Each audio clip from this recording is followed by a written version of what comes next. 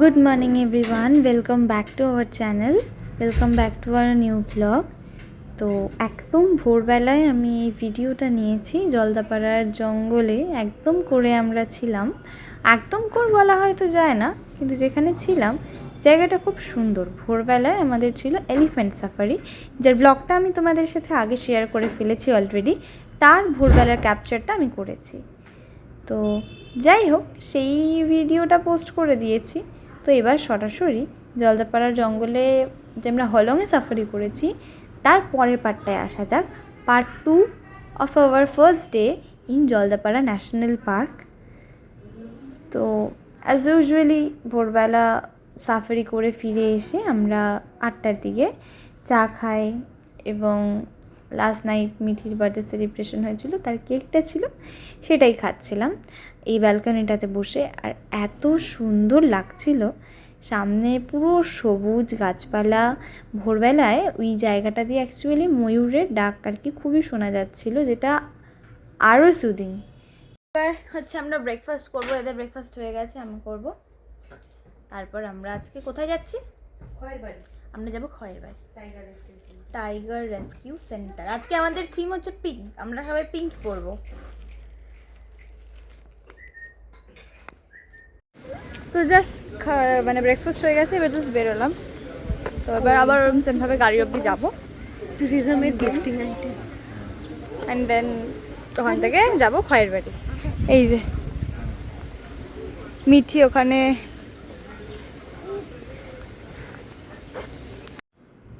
তো এবার আমরা গাড়ি আমাদের এসে গেছে, আর গাড়িতে উঠে আমরা এবার যাচ্ছি খয়েরবাড়ির জন্য, যেরকম তোমাদেরকে বললাম। আর আমাদের মিঠিকে কেমন লাগছে জানিও। আচ্ছা, তো আজকে আমি আর মিঠি একদম সেম সেম জামা কাপড় পরেছি। আচ্ছা, জলদাপাড়া আমি প্রথমবার এলাম, কিন্তু ডুয়ার্সের বিভিন্ন জঙ্গল আমার ঘোরা, যেরকম চিলাপাতা, চাপড়ামারি, এগুলো আমার ঘোরাই আছে আগে থেকে, আমার দিদি। আর খয়েরবাড়ি ওই সূত্র ধরেই দেখা হয়ে গেছে অনেক বছর আগে, বাট আমরা কোভিডের আগে এসেছিলাম, তো তখন পুরো পরিবেশটা একরকম ছিল, এখন একদম অন্যরকম। আর যাওয়ার পথের এই রাস্তাও খুবই সুন্দর খয়েরবাড়ি অবধি, কিন্তু খয়েরবাড়িতে ওরকম ডিরেক্টলি যাওয়া যায় না, একটা মিনিমাম অবধি আমাদের গাড়ি যাবে, দেন সেখানে থেকে টোটো ধরেও যাওয়া যায় কিংবা হেঁটেও যাওয়া যায় খয়েরবাড়ি গেট। তো আমরা টোটো ধরে নিয়েছিলাম, যেহেতু বাকি এক্সপিরিয়েন্সটা আমি তোমাদের সঙ্গে শেয়ার করি। তো আমরা খয়েরবাড়িতে এসে কিছু পাইনি, আমরা এসেছিলাম দেখতে, কিন্তু কিচ্ছু নেই। মানে যারা আছে তারা অনেক ভেতরে রাখা আছে কেজের মধ্যে, আউটসাইডে কেউ ঘুরছে না, কিচ্ছু করছে না। ম্যাক্সিমাম তো মেনটেনেন্স নেই এখানে। তারপরে আদার্স যে এরকম ওই জাল মতো করা থাকে বাঘের খাঁচাগুলোতে, মানে বাইরে থেকে, তো প্রথম দিকে ঢুকতে গিয়ে ওই সব জাল ফাল সব ভাঙা, ওগুলো হাতি ঢুকে ওই এদিক দিয়ে ঢুকে ওদিক দিয়ে বেরিয়ে গেছে, দ্যাটস ওয়াই এগুলো ভাঙা। তো বেকার আসা। এই যে হ্যাঁ, কেউ না এলেই ভালো এই জায়গাতে, কারণ এটা কিন্তু আর মেনটেনেন্স হয় না এখানে, কোনো আর কিছু দেখা যাবে না সেরকম। আর যারা আছে তারা খুব অসুস্থ, তারা ওর থেকে আমাদের আলিপুরদুতে গেলে একটু ভালো দেখতে পাবে সামনে। হ্যাঁ, আলিপুরদুতে এর থেকে, হ্যাঁ সেটা তার থেকে সাফারি করা ভালো। তাই আমরা আবার বেরিয়ে পড়বো সাফারি। হ্যাঁ, আমরা আবার সাফারি করতে যাবো হচ্ছে সন্ধ্যাবেলাতে, 4টের ট্রিপটা।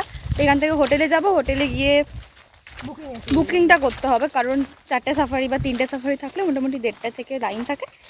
তো আমরা ওখানে যাব, দেন সাফারিটাতে দেখবো কি দেখা যায়। অলরেডি সকালে অনেক কিছু দেখেছি। যেখানে গেছিলাম খয়েরবাড়ি, ওখান থেকে জাস্ট এখানে এলাম কিছুক্ষণ হলো। তো আমরা আমাদের রুমটা ক্লিন করতে এখন বললাম, বিকজ এরপর বেরিয়ে যাব আবার সাফারির জন্য, তো টাইম পাবো না। একদম রুমটা বেহাল করে দিয়েছি আমরা ঠিকই। আর এই যে গোল্লু এখানে, ও ভেতরেই বসে আছে মিঠিকে নিয়ে, মিঠি ঘুমিয়ে পড়েছে। আমরা ফ্রেশ হব, দেন রেডি হব, লাঞ্চ করব, তারপর আমরা বেরোবো। এখানে সুন্দর সুন্দর ফুল হয়ে রয়েছে। না,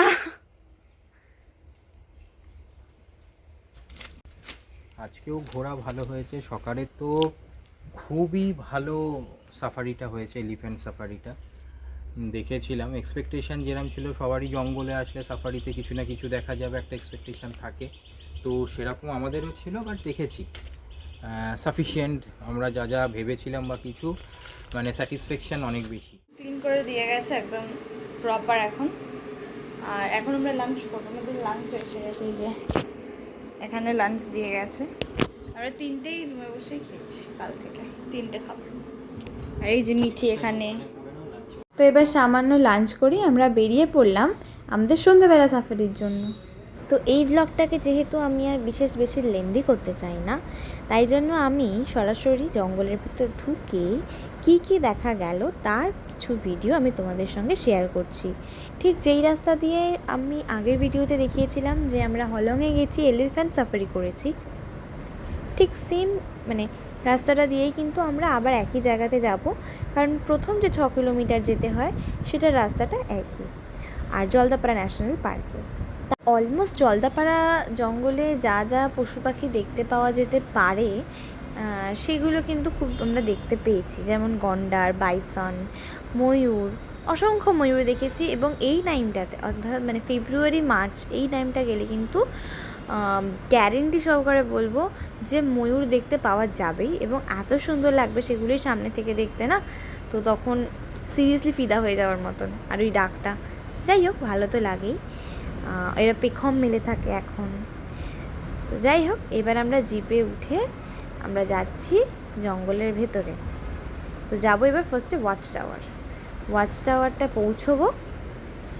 তো ওয়াচ টাওয়ার পৌঁছানোর আগেও অনেক কিছু দেখা যায়। আচ্ছা, হর্নবিল দেখতে পাওয়া যায়, তাছাড়াও আরও সুন্দর সুন্দর অনেক পাখি, প্রজাপতি, বিভিন্ন ধরনের গাছ যদি কেউ ভালো করে লক্ষ্য করে তাহলে কিন্তু দেখতে পাওয়া যায়।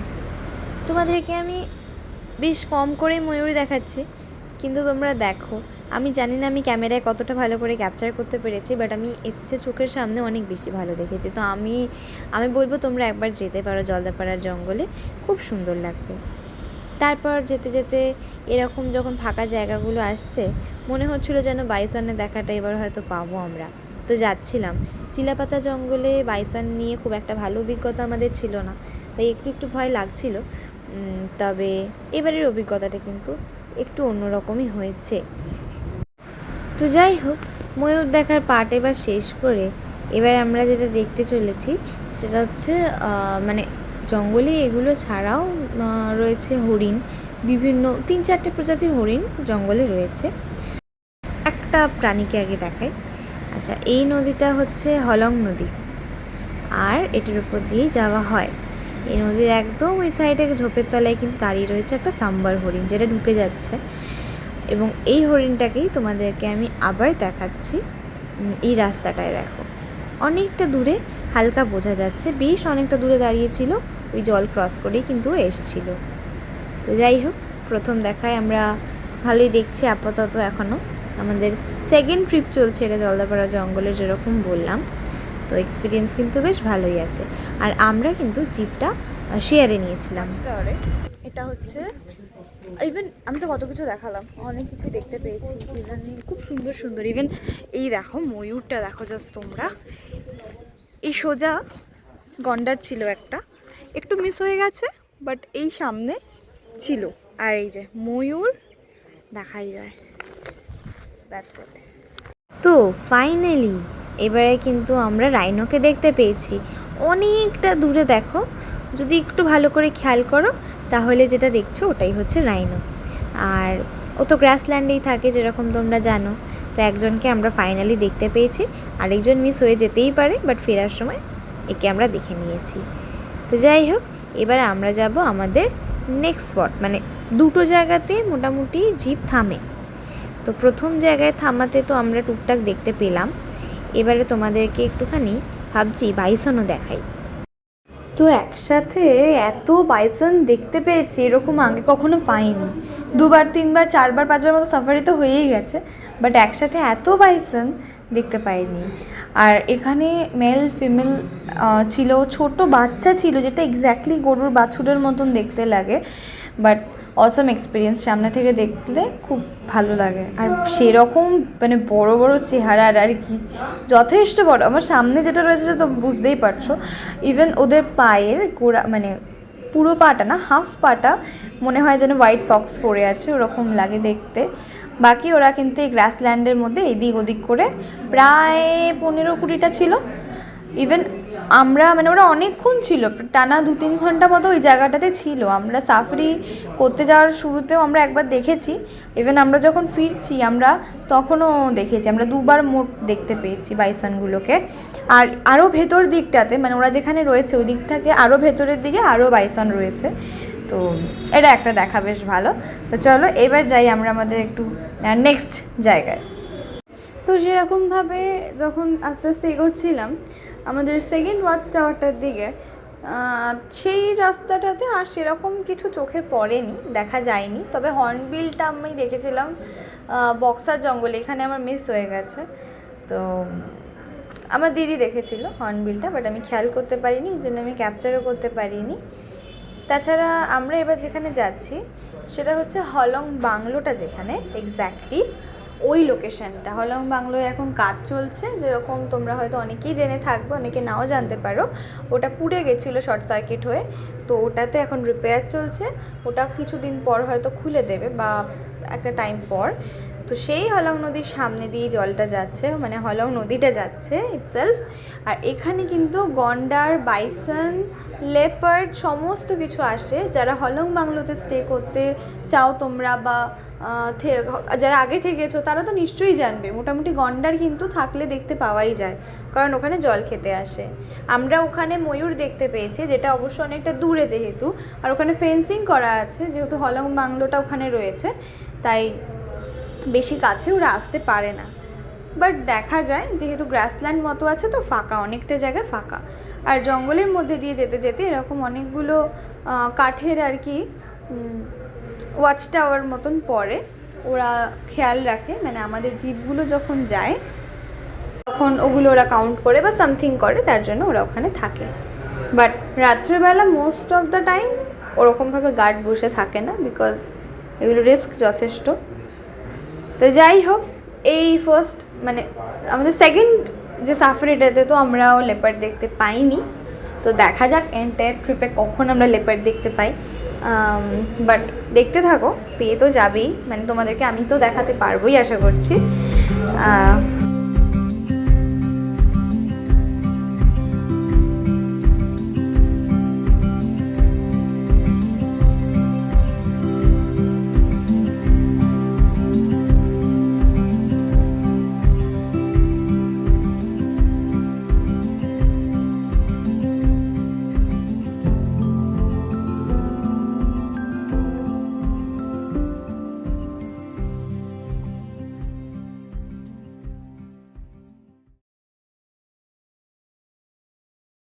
তো যাই হোক, সাফারির ব্লগটা আমি এখানেই শেষ করছি, বিকজ অনেকটা লেন্দি হয়ে গেছে। আমি জঙ্গলটা তোমাদেরকে দেখাতে চাইছিলাম যতটা পসিবল। তো খুব শিগগিরই আমি আমার নেক্সট পার্টটা জলদাপাড়া জঙ্গলের যে ভিডিওস আদার্স যেগুলো আছে সব কিছু পোস্ট করতে থাকবো খুব শিগগিরই।